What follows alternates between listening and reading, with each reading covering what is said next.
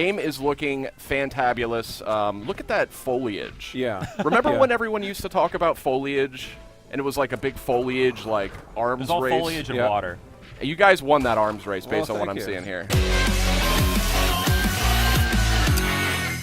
Welcome back to PlayStation Underground. Today, we're going to be taking a look at Crash Bandicoot, the Insane Trilogy. Specifically, we're taking a look at Crash 3 Warped, the third and final game in this trilogy. I'm joined by my friend and compatriot, Sid Schumann. Why, hello. And we're also joined by Dan Tengway from Vicarious Visions. That's right. I almost said Vicarious Visions, like the way that I messed it up earlier. Got a real problem with that word. That's a really tough word for me. So let's dive on into some gameplay here, and we can start talking about all kinds of stuff. So this is obviously the long-awaited remaster, remake, something of. So this is a remaster. You want to go? And here's a good example of We'll see who is obsolete. remastered cinematic. I got to say, though, I mean, I feel like you're selling yourself slightly short calling it a remaster because I've never seen anything kind of to this level. Right. So yeah, we consider it kind of a AAA remaster. Okay. And our team's been very experienced making AAA games, and we've tried to treat this as we would any other title we make, original or not. So a lot of love and care has gone into this. I mean, we just take a step back real quick and just kind of look at the scene. I mean, look at those physics. They didn't have this kind of stuff back on the PS1. Come on. Remaster. Only with the power and precision. By the way, we're seeing this on. So this supports PS4 Pro. Yes, it does. And tell me a little bit about what you guys are doing on the PS4 Pro version. So for the PS4 Pro, we've enhanced the graphics and upped the resolution to look even sharper and more colorful than ever. Nice. So we're sticking with 1080 here for YouTube, but game is looking fantabulous. Look at that foliage. Yeah. Remember when everyone used to talk about foliage, and it was like a big foliage, like arms It's all race? foliage and water. You guys won that arms race based on what thank I'm you. seeing here. Yeah, no, that was a big push for us. I think, you think back when Crash Bandicoot first came out on the PlayStation 1, and it was, by my eyes, probably the best looking game on the PlayStation 1. And that's a huge legacy to live up to. So, when we took this on, we said we've got to make that big of an impression. And I like to think that, we've got beautiful amounts of foliage. It's just a lush environment. And obviously, as we've seen, both Crash and his enemies just ooze personality. Okay, which is super important to us. Careful with that one. Up. You gonna go for it? Oh! Almost. Yeah. Smooth. Well, at least he got the one up. Yeah. So death is a large part of the Crash franchise, and we try to make sure that That's one way to do each it. death it needs to be funny, it needs to be amusing, and I think we have over like 100 death animations in the game. Really? It's pretty crazy. Oh yeah. So what does that process look like when you're going back to the original games created by Naughty Dog and kind of redoing all this? How painstaking is that process of trying to get everything just right, but also making it work in this new version? It is, well, painstaking is a very good way of describing it. But we had the luck, I guess, of getting a hold getting a hold of the original level meshes. Oh, So that was kind of the cornerstone that we built on. And that allowed us to basically then remaster the gameplay, knowing that if we fit within those level parameters, it would at least be in the right direction. But, after that, it just involves a lot of iteration. It involves playing the original game. It involves, just scrubbing back and forth. It also really involves, I think, just having a team who's really fans of the original and know the original front and back. We've got some team members where this was the game of their childhood. And, I'll give you a good example, Jump. You know how critical Jump is for a platformer. of course. And so, we're like, oh yeah, Jump. Yeah, we got that. We had that in our previous games, and we implemented Jump the first time, and we go to them, they'll be like, yeah, no, you guys didn't get it. I'm like, all right. So So we go back to the drawing board, work on it again, and they're like, "Oh yeah, it's better, but you guys still didn't get it." And so we have probably iterated on Jump more than I think pretty much anything else in this game. Wow. Yeah. And but the end result, yeah. The end result will hopefully speak for itself. Well, yeah, it looks incredible, but it looks like it feels exactly like I remember it. Well, that was what we were shooting for, Yep. so it's good to hear. Yeah, it's always kind of a difficult bridge to gap, I guess, trying to revisit something that people remember in such a specific way. But if you go back and play the original Crash games, they're probably not quite exactly as you remember them. This looks like how I remember the old Crash games. Oh, that's great. Yeah, it's one of those things where we know, like I was saying before about the levels, you know you got to have certain things. The guy's in his underwear. Yes. Yeah, he blasted his robe off. You know, you have to have certain things that are exactly faithful to the original, but you also want to create just a little room for the team to kind of innovate and, you know, add their own stamp. Yeah. And add a few surprises so that, you know. Are there any specific examples of the team leaving their own mark on this that you can share? Certainly. I mean, you know, we can take kind of a large example. When we looked at the two-headed ogre dude, you know, he was swinging giant turkey clubs instead of, you know, regular clubs. And that was just a flourish that the art team thought would be funny. Oh. A little extra flavor to it. But, you know, taken on a broader level, we also decided to, you know, take some of the...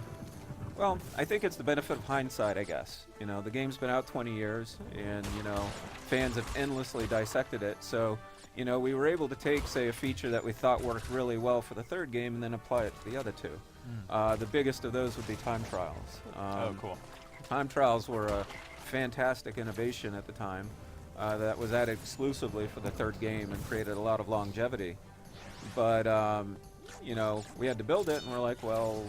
geez, why don't we just add it to the first two games as well?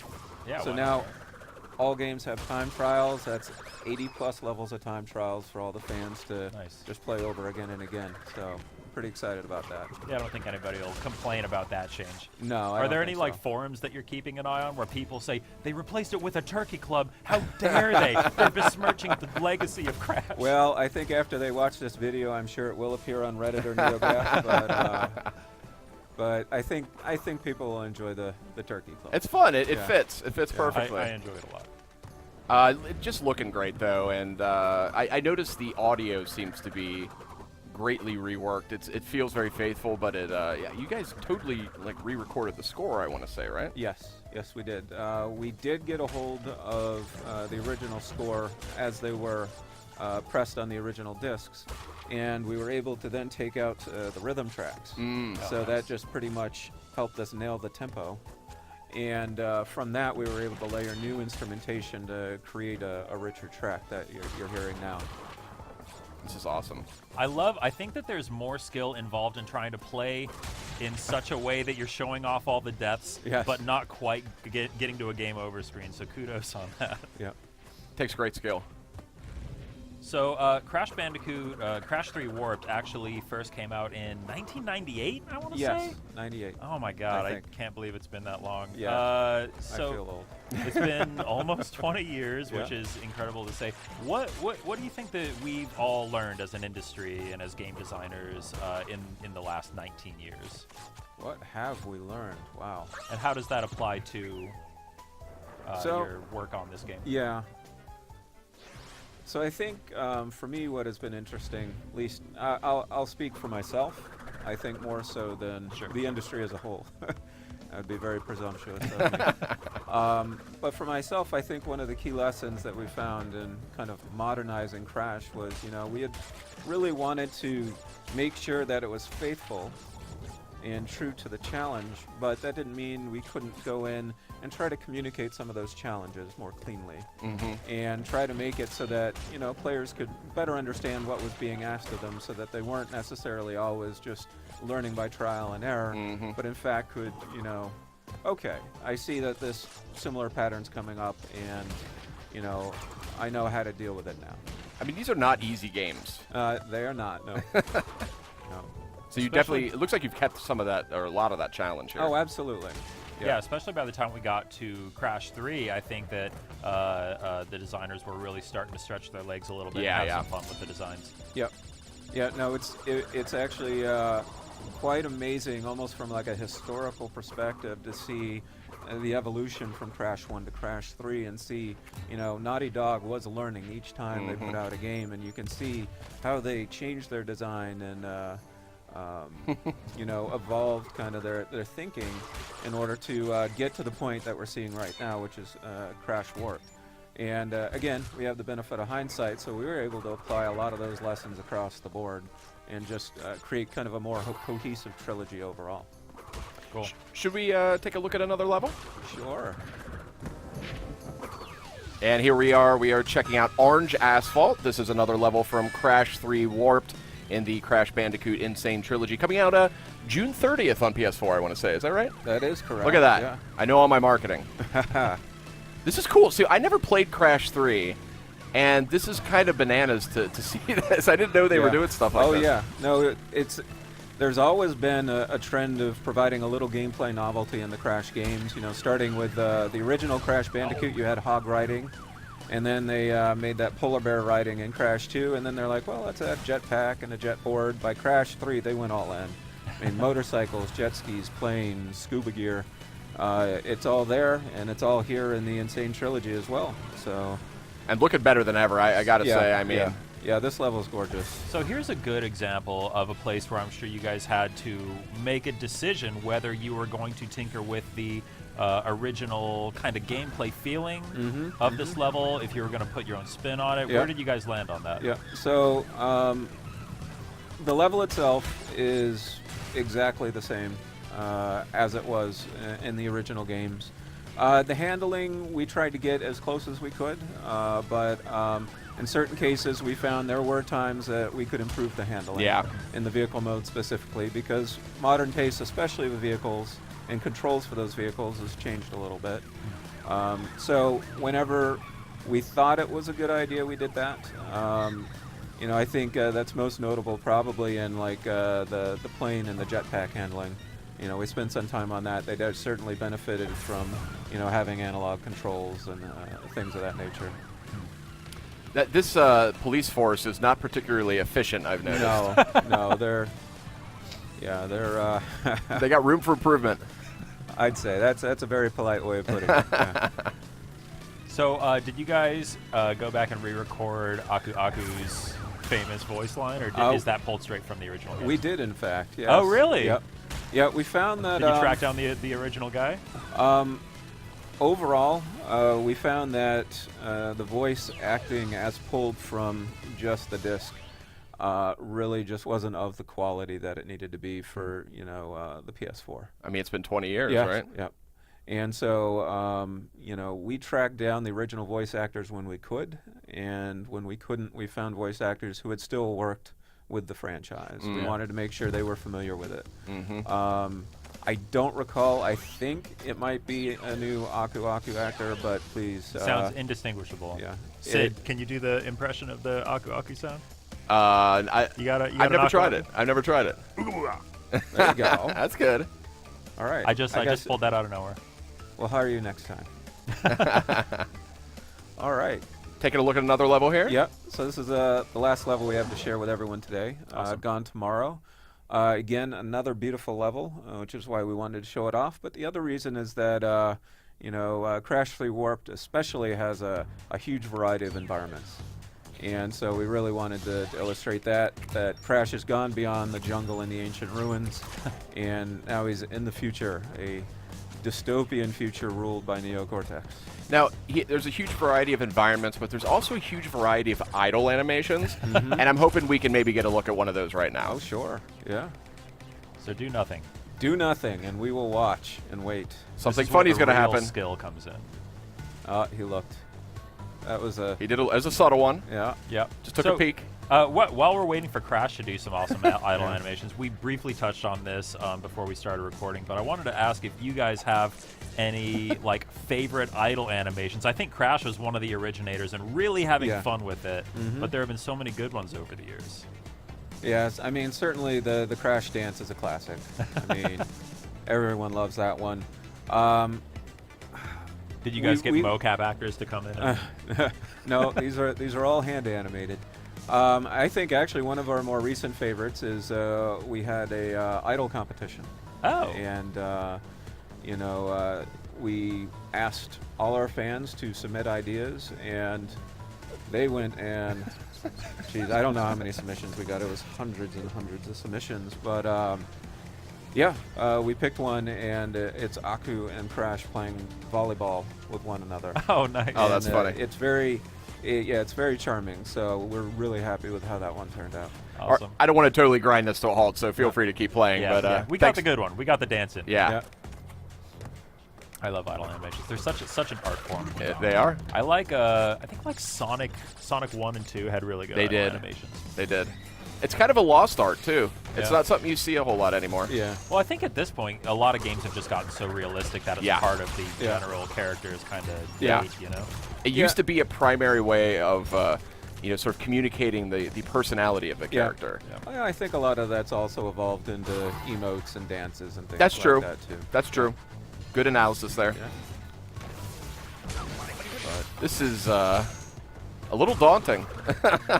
This looks like maybe one of the more difficult levels. Yes, this is taken from toward the end of the game. So, actually, it's a good point to illustrate here is that Crash 3 was also the first game to introduce Crash's power moves.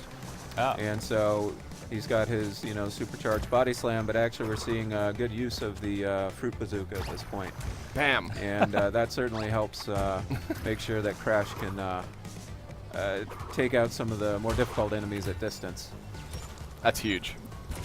So, did you guys go back and work with Naughty Dog at all when you were putting this all together, just for guidance, or did they generally trust you to get it right?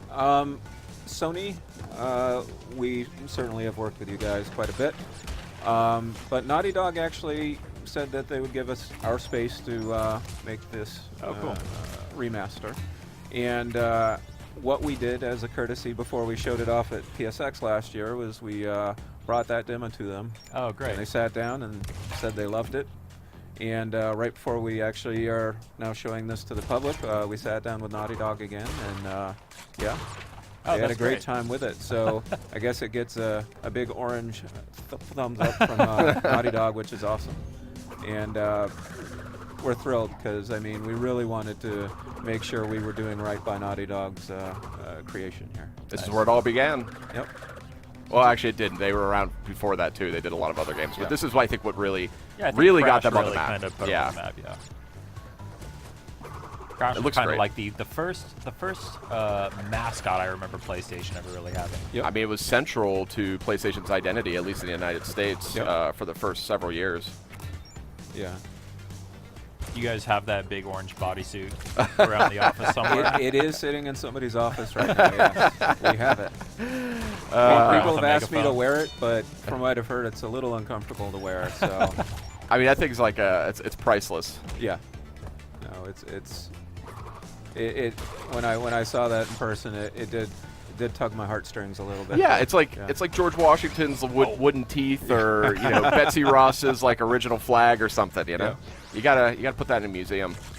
Look at all the nice reflections and Yep. stuff. Ooh. Yeah, that was something actually that the original game did that our engine did not do, Interesting. and we were like, oh geez, I guess we got to put reflections in our game. So, Really? yeah. It was like just like that. You're like, well, we got to have these reflections. That's the level of detail that this has to be as people remember it. and Wow. People remember reflection, so I feel like reflections are really hard to get right, too. Even a lot of modern games have a hard time with it. they do. Yeah.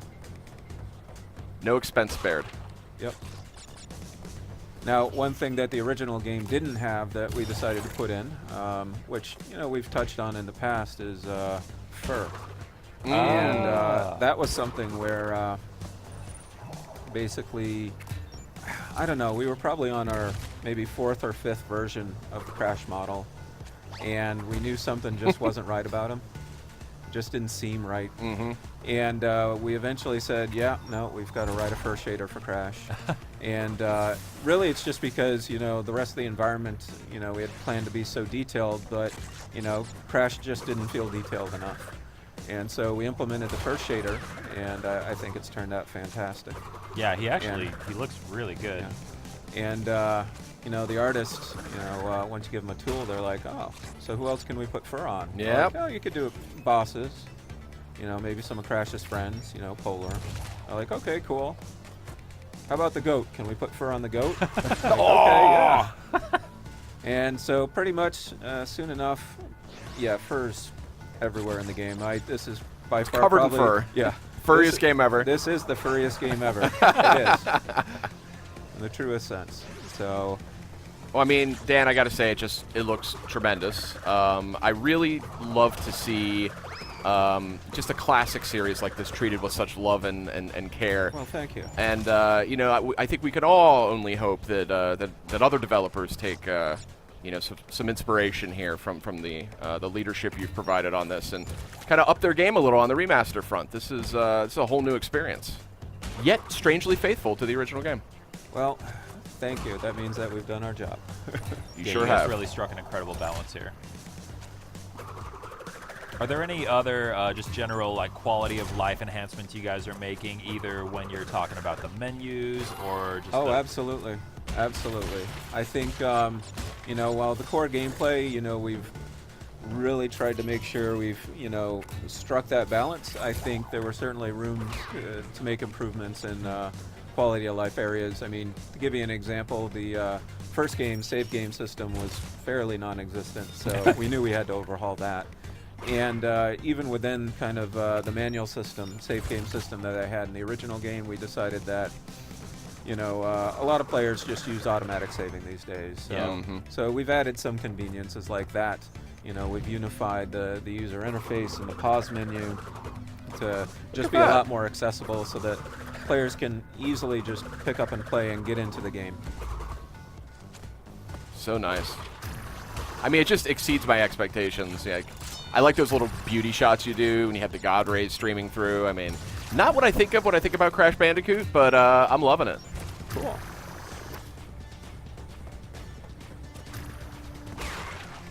All right, we are almost at the end.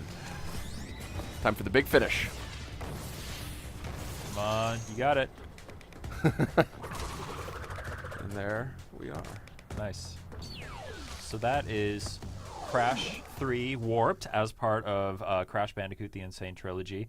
Anything we missed? Anything else you want to make sure we talk about here? I want to say to the PlayStation fans, you know, thank you, I guess. I mean, basically, it was their desire to, you know, really see a Crash remaster that kind of gave us this opportunity to make it. So we're excited to get it into their hands come June 30th. Fantastic. Dan, thank you very much. That's Crash Bandicoot: The Insane Trilogy, out June 30th on PS4. Sid, thanks for joining us. And Dan, thank you for joining us. Stay tuned. We'll have more on Crash soon.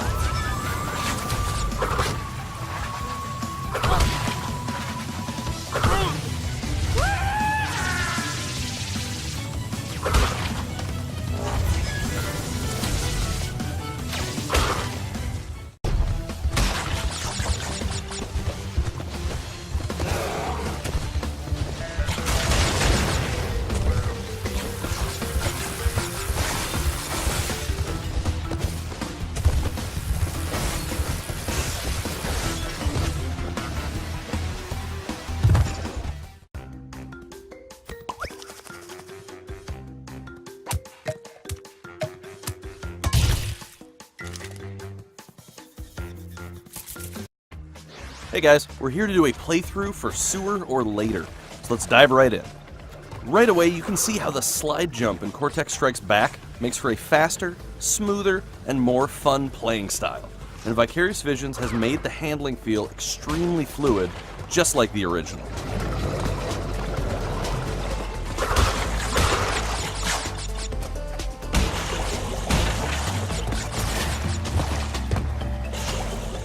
Notice how moody and atmospheric this level looks and feels. Vicarious Visions has used a reality-based lighting to give the sewer a modern, more realistic sensibility. Alright, here comes the secret yellow gem path. So I unlocked this by getting the yellow gem from the previous level, Plant Food.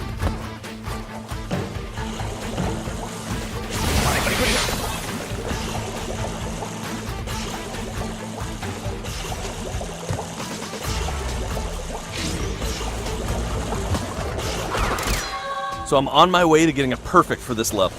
Just had to take a few shocks and lose a life so that Crash can restart on the regular level path.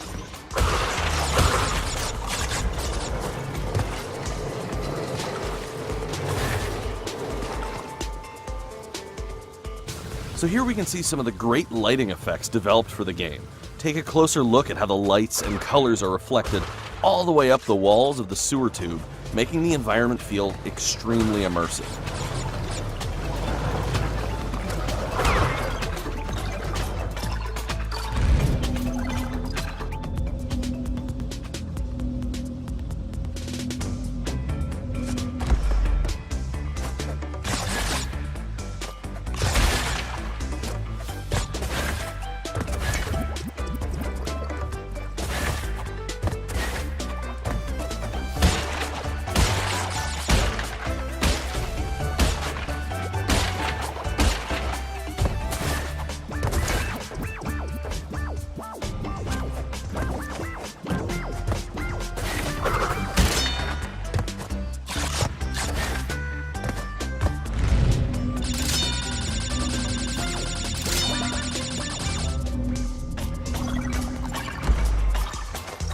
So here you can also see some cool water effects. Notice the ambient water that splashes below Crash as he storms the tunnel, along with the lifelike bubbles coming out of the scrubbing Bubbletron.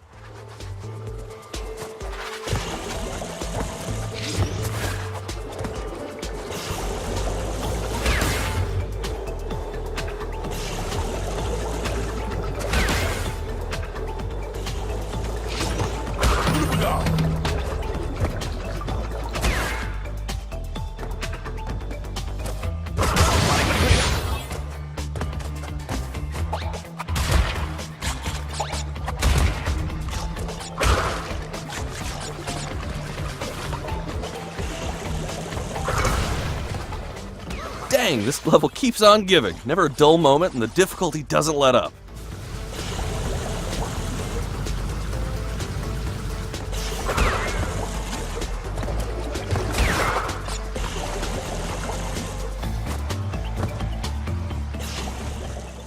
Alright, great. Got my purple crystal and an extra life. So I'm ready to finish on the other side and get my perfect for the level.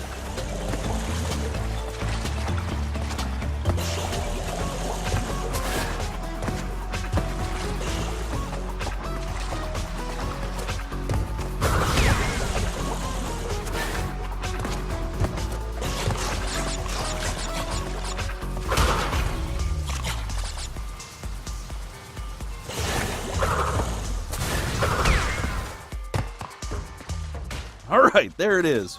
Final gem collected, and I got all 57 of those crates. We did it! Hey everyone, we're about to do a playthrough for Upstream, the 5th level in the very first Crash Bandicoot game in the Insane trilogy. Let's do this! So when you get your hands on the game, one of the things that's going to be a bit of an adjustment, but actually a really fun one, is the fact that the team's done a lot of work on making the handling with an analog stick feel super responsive and fun, and it also has the precision that is perfect for getting through these river obstacles. So as I'm going through this level, you guys gotta look at how much work Vicarious Visions has done to make these levels feel incredibly lush and so detailed, just full of these immersive graphics, filling out the world with all of this life, this foliage, and this really great water effect. In fact, the water tech was developed specifically for this title. This includes new splashes that help the player with tells. Example, you can see the rippling effect just as the lily pads are going to sink, so you know when to jump. So spoiler alert, I unlocked this path from getting the orange gem from a later level called Generator Room.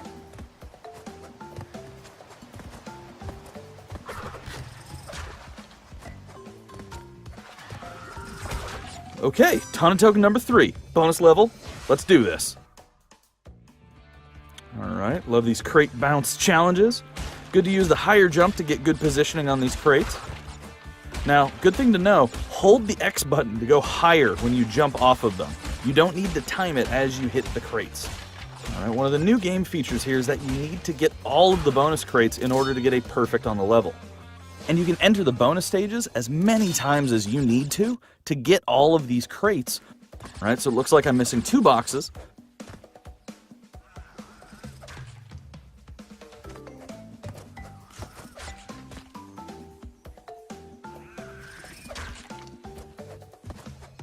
Here comes the secret gem path. Wait for it.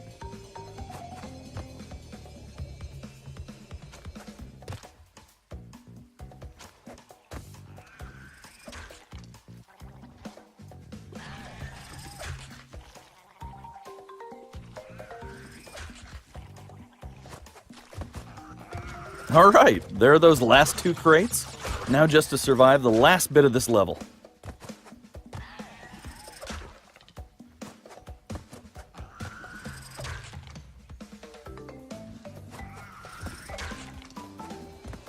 Alright, let me grab this clear gem like a pro. And there you have it, folks. Nothing like a perfect run through.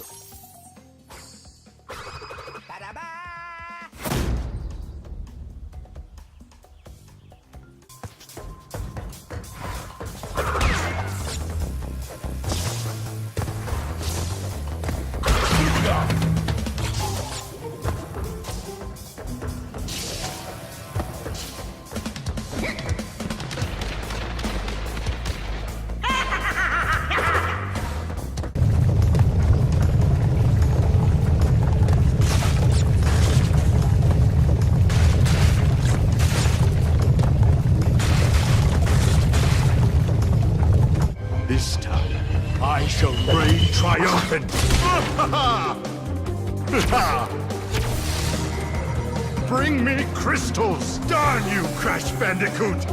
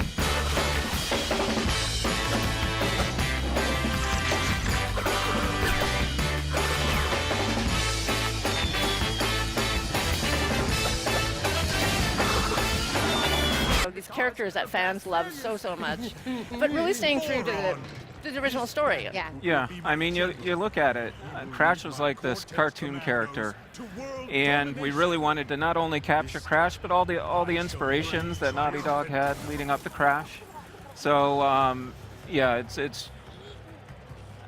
I think the cinematic pretty much says it all at this point. I mean, it's absolutely gorgeous to look at. It's so vibrant. I mean, you talk about him being like a, like this like crazy comic character, and there is a little bit of that, but it's almost like more 3D modeled version of him. Yeah.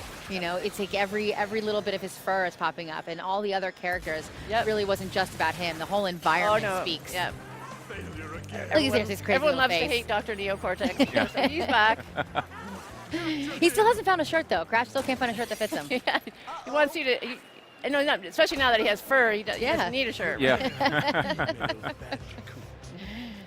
That's really cool. All right. So we're gonna get into the first, which is Insanity. It's, you know, just getting this right again was just really important to us. Like, Yeah. So as you're playing through, I mean, you know, again, it's just the level of detail that we've been looking at here. I mean, we've got Crash in widescreen now, you know, and it seems like a simple thing, but it isn't. I mean, we're able to pack in so much more at this point and really kind of be true to, you know, the original concepts of Crash. You know, we went back to some of the original work and things like that and really found inspiration in that. And, yeah. Now, along with the music being from the original, what about some of the voice acting? yeah, we all of the voice actors, we brought the whole cast back, you know, but to re-record all the lines and emotes, and you know, as Dan said, there's like They re-recorded it brand new. re-recorded brand new, Yep. and like Yep. I mean, with what Dan said, that especially with today's technology, we're allowed to have a lot more variation. So what you'll see in some of these characters, it won't just be one sound of attacking or, you know, pain. You can have a whole variation. So I think almost all of the voice actors have been involved in the franchise at one time or another. Yep. So it's been really, and they had a lot of fun. They had a lot of fun doing this. That's again. so crazy too. Like 20 years later, you're like, hey, let me give you a call. I need you to come back and do this again. Yeah. It That's was so really fun. great. This is adorable. Yeah. So obviously we've left no turtle unturned, and make, you know.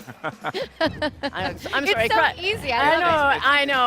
Crash humor. Crash is full of puns. So, but it's those kind of levels of details where, you know, we can just really have fun getting into those moments, which are just so delightful, and you know what make this game so fun and beloved.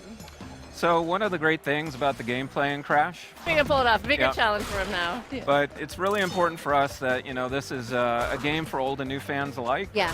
And certainly with new fans, we've done a lot of things to make it even easier to pick up and play than before. You know, we've done a lot of work with the controls and the checkpointing and things like that. But we still want to make sure that there's that challenge there and that compulsion to go back and do more like we were Absolutely. talking about. So one of the things we added, which we think fans will be super excited about, is the fact that there's going to be time trials everywhere. Oh, nice. In all the levels instead of just in the third game. We don't have that to show today, but tell you what, people have been working on it in the office, and they can't put it down. That sounds awesome. Well, that's what I love too. I mean, you talk about this is the 20th anniversary of Crash. You know, you only have to be 18 years old to be here at PSX. So I'm sure there are some people here that probably weren't even alive when the last Crash came out. Okay. So it's really cool to have them be able to rediscover something that they heard about growing up, where they were like, oh yeah, I was just a little bit too old. When I got into games a little too late to actually experience Crash, and now they get to. It's like getting like your folklore like back out and that, really experience the history. That's really important to us, that new fans get a chance to, you know, love basically the Crash that we came to know and love as well. Sure. Or now that, you know, you're older enough, and maybe my age or older, you may have kids, and you can get your kids into the game then. Yeah, it's a great really game cool. to pass around on the sofa and watch each other play, and he did it. He did it. What? We did it. Yeah, We proved us wrong. Fantastic. Perfect. So yeah, so of course he coughs up that gem, you know, out of the level of detail and how we're modernizing these games. You know, it's everybody that's seen this so far, all the fans that have seen this are going, oh, it's heavy machinery. They recognize it right away. It instantly feels entirely familiar. Like they know what this is. But they're also starting to notice the level of care and attention and detail that's all been added new.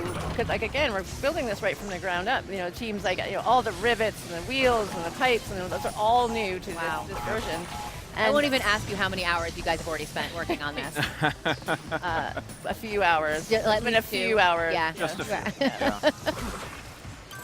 So you notice he just picked up a token there.